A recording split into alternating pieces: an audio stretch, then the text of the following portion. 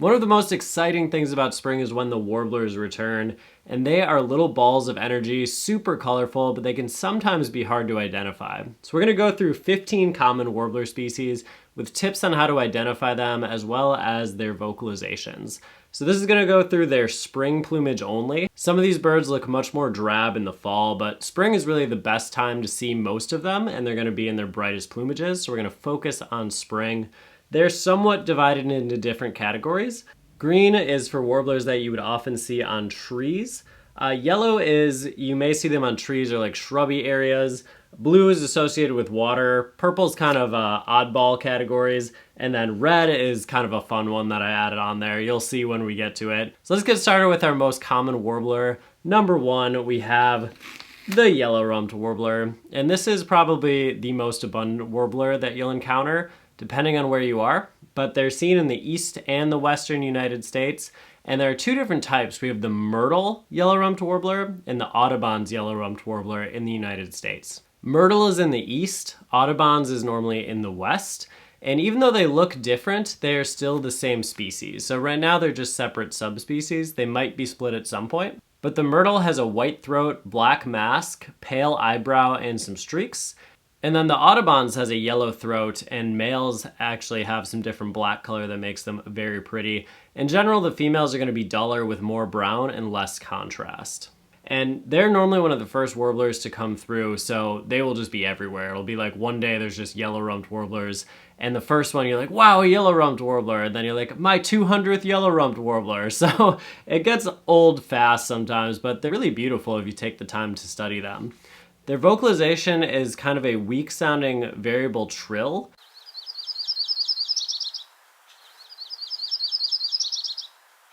But with both the myrtle and the Audubon's yellow-rumped warbler, the telltale sign is that yellow on the rump. And so if you see them flying away, you'll see that little flash of yellow, and that's a really good sign that it's a yellow-rumped warbler. People call them butterbutts as well, and that's because of that little yellow patch. And they also make a little chip note. That's a good one to be familiar with because you'll hear it a lot during migration.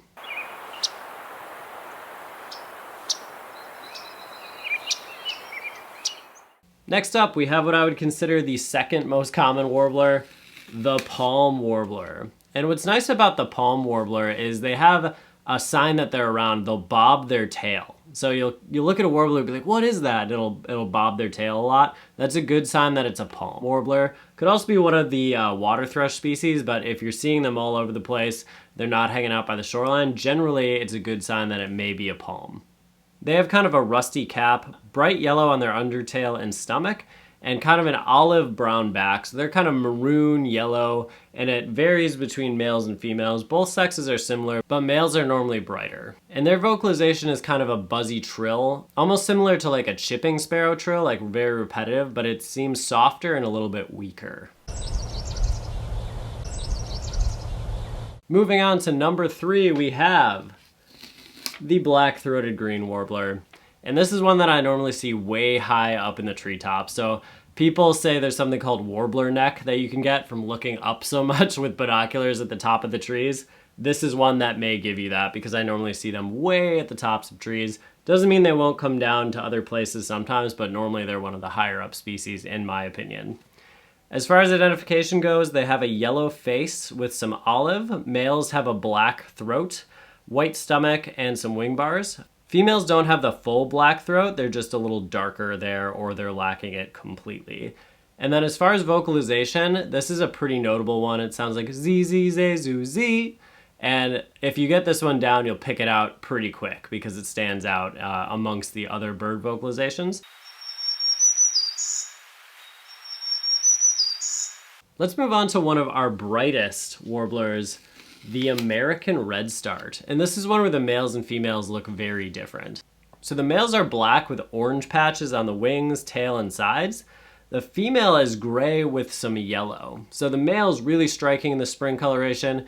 Females look more yellow, and I've heard people call them yellow starts too. In the fall, the males resemble more the females, and so you'll see them kind of looking the same at that time. And this is a species that I'll sometimes see a little bit lower. They'll kind of be hanging out more at eye level, although they will, pop up to those higher areas too. And redstarts are known for being very flashy and that they will actually open their wings to try to startle insects that they can eat. So you might see them being very active in their feeding. Their vocalizations sound kind of like CCCCO, so it's constant and then it goes higher at the end. And they also make a ZZZit vocalization.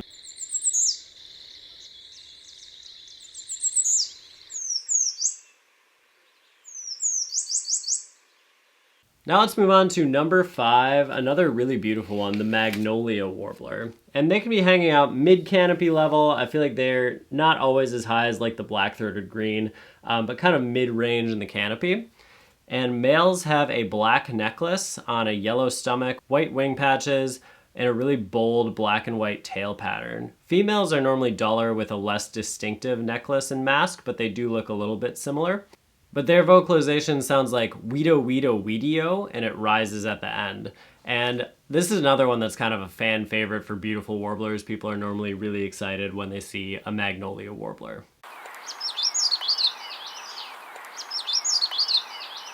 Moving on to number 6, we have another high treetop species, the Northern Parula. And some people pronounce it Parula, it really depends on who you are and what your preferences are. And males have a blue-gray back, yellow throat and chest with a reddish chest band, and white eye crescents.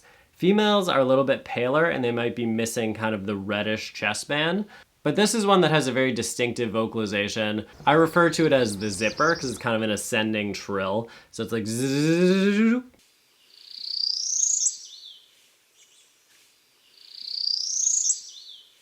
And they're another one like the black-throated green where you might be looking way up, you might just hear that zipper vocalization and have trouble kind of finding them, but they're a really beautiful bird as well. Number 7, we have the Nashville Warbler, and I put them high up because I do sometimes see them way in the treetops, but they will actually come down pretty low. I kind of see them all over the place. But they're gonna have a gray hood, yellow stomach, white eye ring, and they're a fairly small warbler. And males and females are pretty similar. The males are a little bit more vibrant. And their vocalizations sound like they're saying C-bit, C-bit, C-bit, T-T-T-T-T. So it's kind of a 2-part song, starts slow and then speeds up.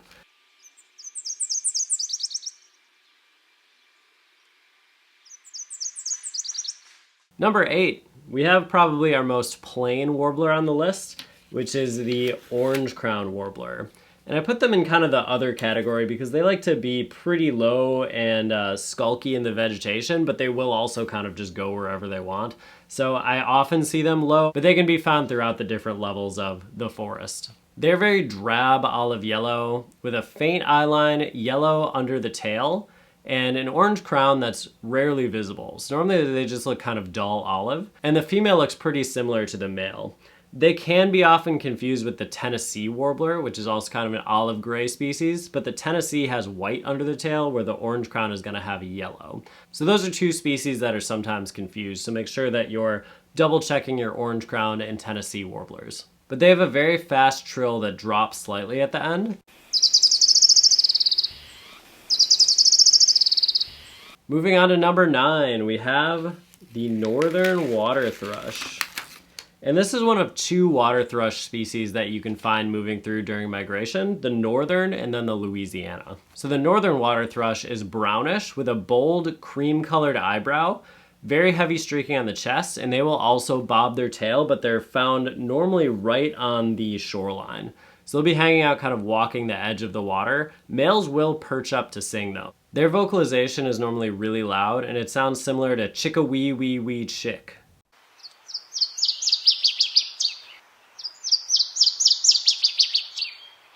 And at least in my area, the Louisiana water thrush normally comes through first. They look similar, but Louisiana is gonna have brighter pink legs, and it's gonna have more of a white eyebrow and some differences in the chest patterning. But normally, at least by me, the Louisianas come through first, so they're way earlier, and then we find the northern. But make sure you're checking your water thrushes for northern versus Louisiana. Next up, we have a skulky little bandit, the common yellowthroat. And I call them little bandits because the males actually have black over their eye and they kind of look like they're wearing a mask. Males are also going to have a yellow throat with an olive body, and the females lack the mask and are duller overall. So they don't actually have that mask and they're just kind of yellowish and olive gray. They normally hang out in areas around water, and their vocalization sounds like they're saying witchety, witchety, witchety.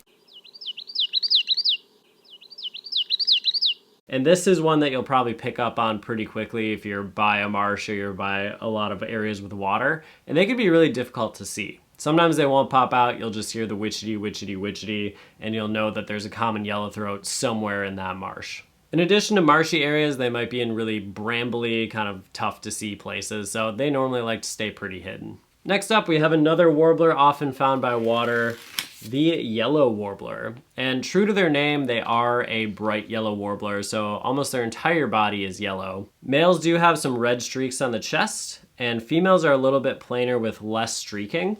And their vocalization sounds like they're saying, sweet, sweet, sweet, I'm so sweet.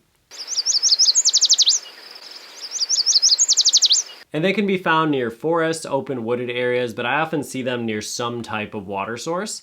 And there's actually a lot of different yellow warbler subspecies, but the normal ones that we see are gonna be bright yellow and they'll kind of hang out in the open. So if you see a warbler that just looks like a little ball of yellow with maybe some red streaking, and it's saying sweet, sweet, sweet, I'm so sweet, it's probably a yellow warbler. Next up, we have the warbler that acts more like a nuthatch, the black and white warbler. So they're striped black and white, kind of like a zebra, and the male has a blacker cheek and throat, and the female is grayer and a little bit less bold.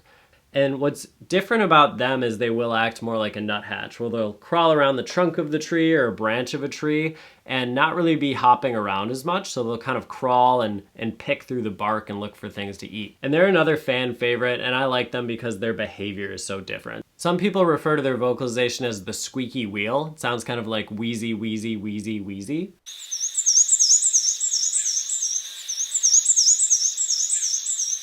Number 13 is the fun one that I have an arrow pointing off the paper because this is one that you sometimes only hear and can't actually get a good look at. And this is the oven bird. Their vocalization sounds like they're saying teacher, teacher, teacher, teacher.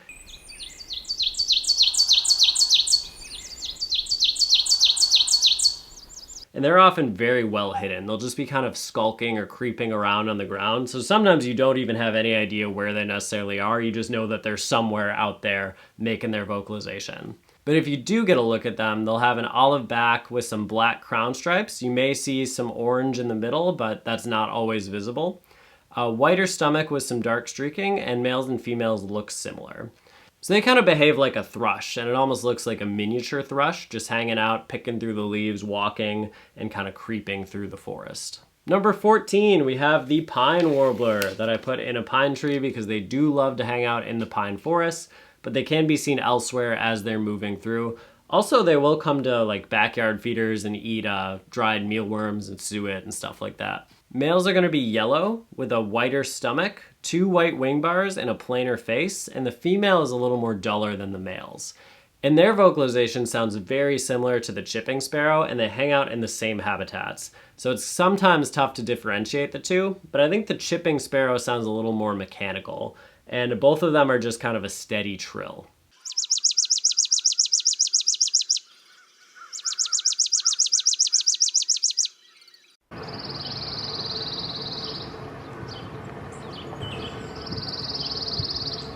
And number 15, we have the Wilson's warbler. And this is a pretty adorable one. They're yellow and males have a little black cap. The females are gonna lack the cap or just have it be very faint, and they're a little more olive in color. And their vocalization is a series of fast notes that might sound like it drops in pitch at the end.